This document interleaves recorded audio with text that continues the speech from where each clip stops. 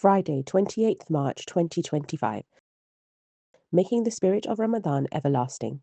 Hazur Ayyadahu Ta'ala bin Nasrul Aziz said, "We should remember that simply fasting during Ramadan or worshipping only in Ramadan does not achieve our ultimate purpose. Rather, God has guided us that we must become His servants who always worship Him and seek to fulfill the rights owed to Him. Thus, those who can fast and offer worship during Ramadan must also endeavor to maintain these virtues throughout the year. It is only in doing so that we can fulfill the purpose of our creation as told to us by God.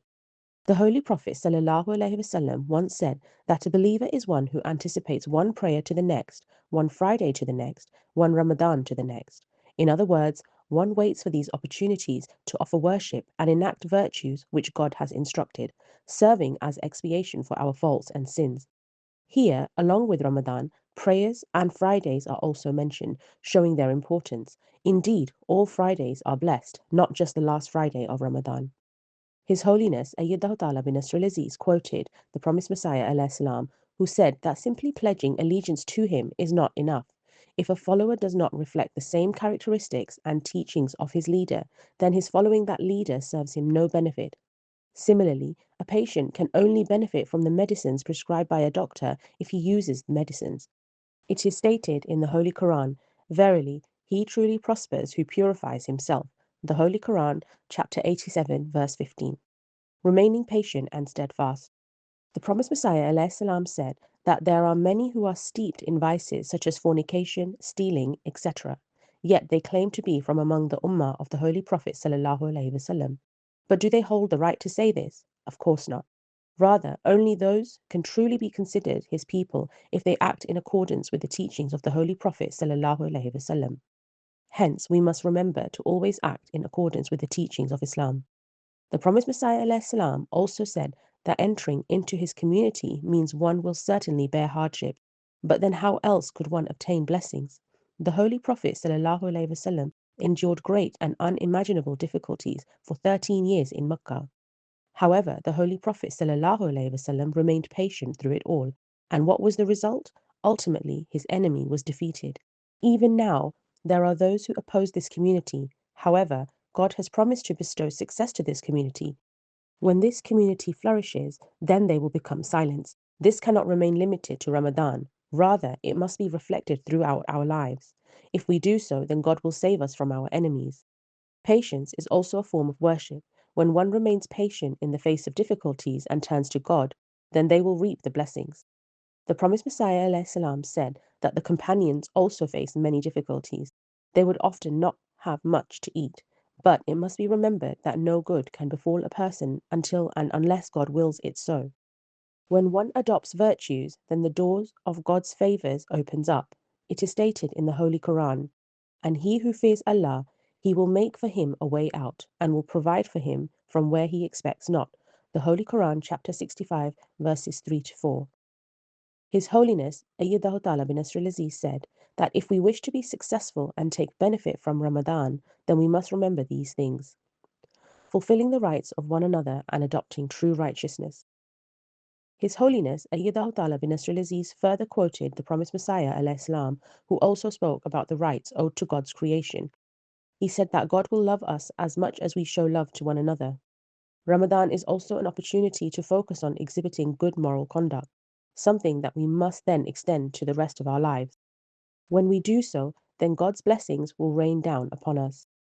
His Holiness Ayyadahu Ta'ala bin Nasrul Aziz further quoted the promised Messiah ﷺ, who said that, especially in this era, we must focus on adopting righteousness.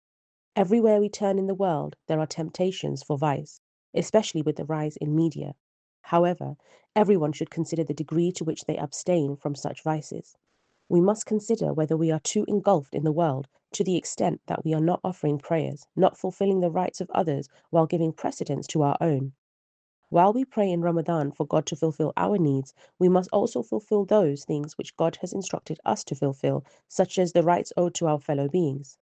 How can it be that God will extend his support to those who are unkind to others, in fact engage in defaming each other, lodging false charges against one another, and doing everything possible to put each other down? In the presence of true righteousness, such things are impossible to transpire. His Holiness Ayyadahu Ta'ala bin Nasrul Aziz said that Satan incites all people. However, this serves as a test for true righteousness.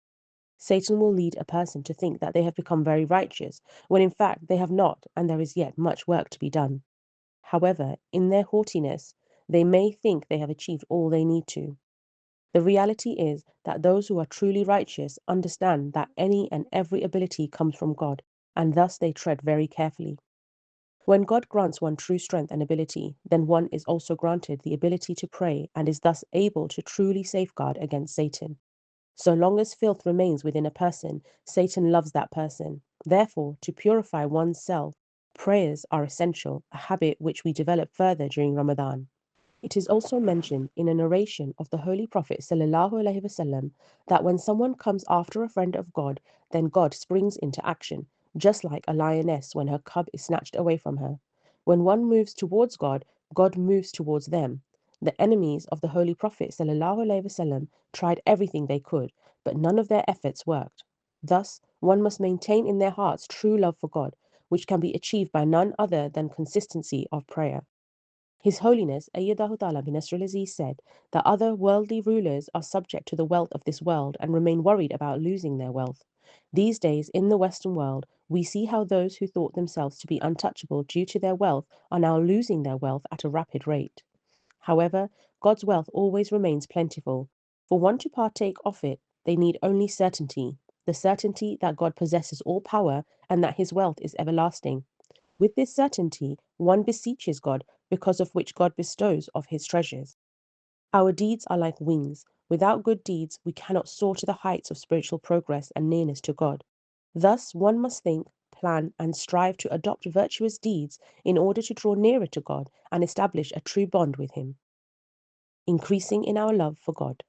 Having accepted the promised Messiah, alayhi salam, every Ahmadi must strive to raise the flag of God's oneness in the world. These efforts should not be limited to Ramadan, but must persist throughout the year, in doing which we will attain our true purpose and the purpose of our pledge of allegiance to the promised Messiah, alayhi salam. His Holiness Ayyadahu Ta'ala bin Nasrul Aziz said that we must always strive to bring about a positive change within ourselves and to develop the habits established in Ramadan to make them lasting parts of our lives. Considering the conditions of the world, to save ourselves, our future generations, the world at large, and to spread the message of the Holy Prophet ﷺ and the unity of God to the world, we must establish a positive change within ourselves. Our actions should be such that we become the constant recipient of God's favours.